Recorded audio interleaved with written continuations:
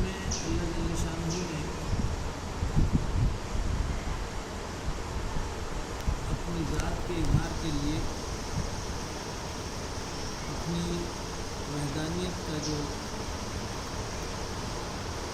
اظہار کیا ہے اس کی طرف اس میں اشارہ ہے کہ یا ایھا الناس اعبدوا ربکم الذی خلقکم، اے لوگوں اپنے رب کی عبادت کرو جس نے تمہیں پیدا کیا اور انہیں جو تم سے پہلے تھے تاکہ تم متقی ہو جائے۔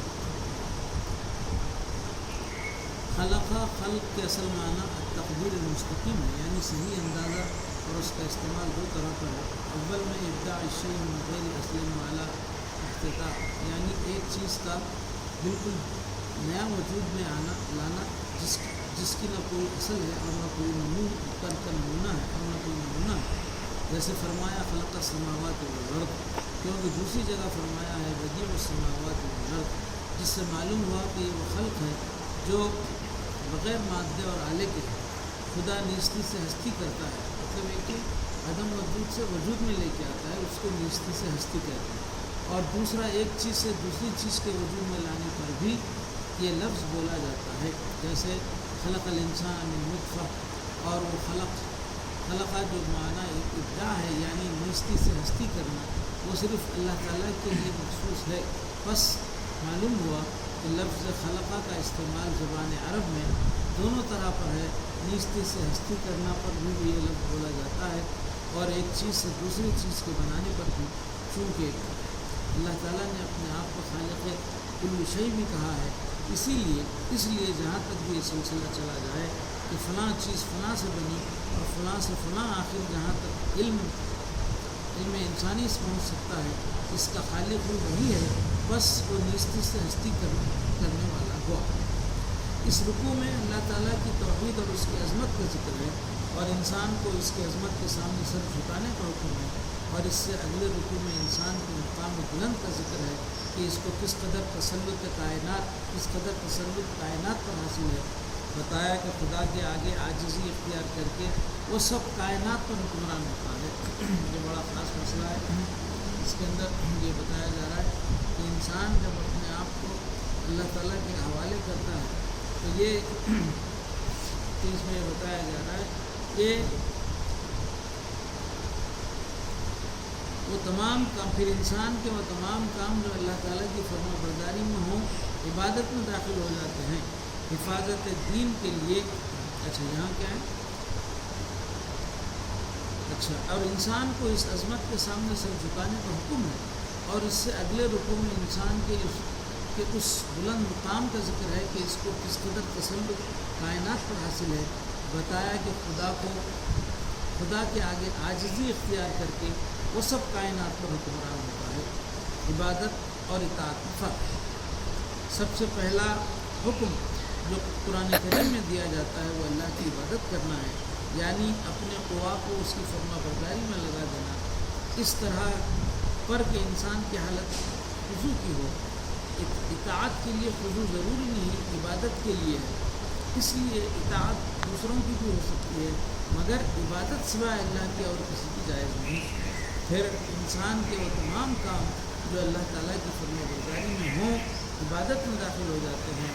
حفاظت دین کے لیے صحابہ کا جنگیں کرنا بھی عبادت میں داخل تھا۔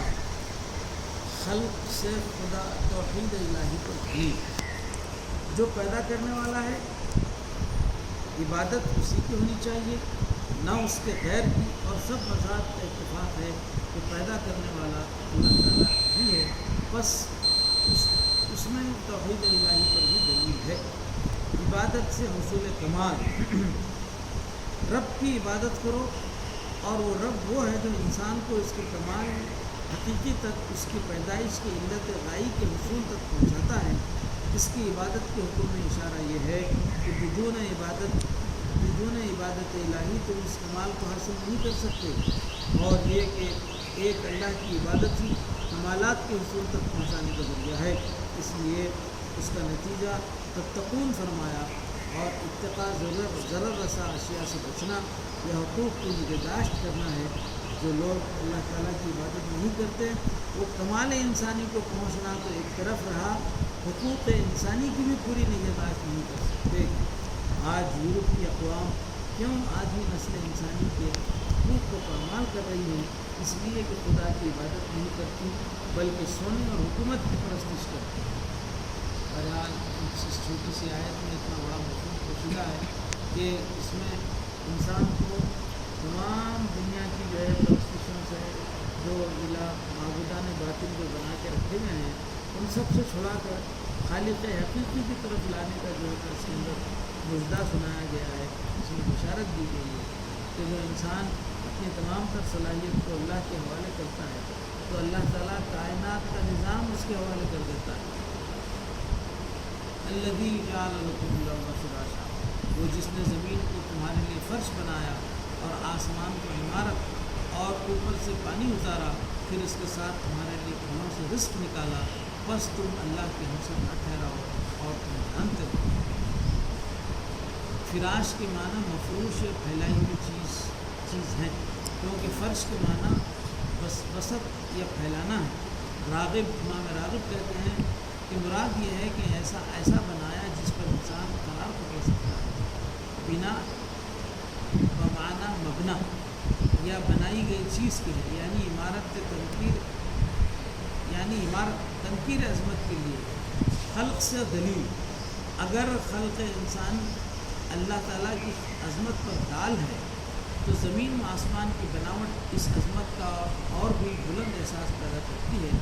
بعض نے بنا کے معنی ڈیرا یا خیمہ کیے ہیں، اس صورت میں ظاہری تشبیہ مراد ہے، اور آسمان کو عمارت کہنے سے مراد ہے کہ سب کچھ ایک نظم کے ماتحت ہے، جیسے عمارت میں ایک ترتیب ہوتی ہے، اور یہ اس بات پر دلیل ہے کہ اس کے بنانے والی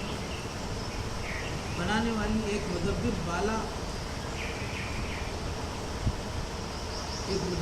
بالارادہ ہستی ہے۔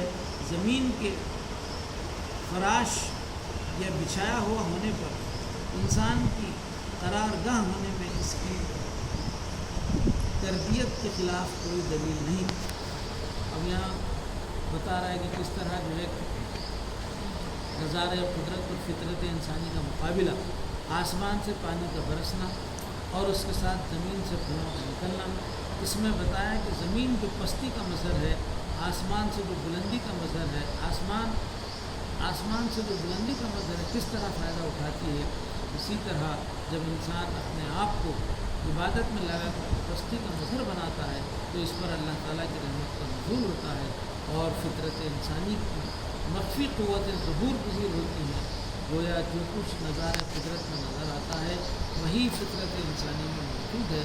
اس میں یہ بھی اشارہ ہے کہ جب تک وحی الہی سے بندوں کو ہدایت نہ ملے جو اوپر کے پانی سے مشابہت رکھتی ہے، اندرونی استعدادیں دبی کی دبی رہ جاتی ہیں۔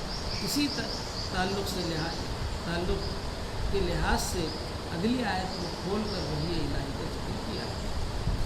فلا تجعلوا للہ اندادا وانتم تعلمون، بس تم اللہ کو کہ ہمسر نہ ٹھہراؤ اور تم جانتے ہو۔ وَإِن كُنتُمْ فِي رَيْبٍ مِّمَّا نَزَّلْنَا عَلَىٰ عَبْدِنَا، اگر تمہیں اس بات پر شک ہے کہ ہم نے جو کچھ اللہ کے بندے پر جو اتارا ہے تو اس کی صورت میں اس صورت اس جیسی لے آؤ۔ وَادْعُوا شُهَدَاءَكُمْ، اور اللہ کو چھوڑ کر اپنے مددگاروں کو بلا لو اگر تم سچے ہو۔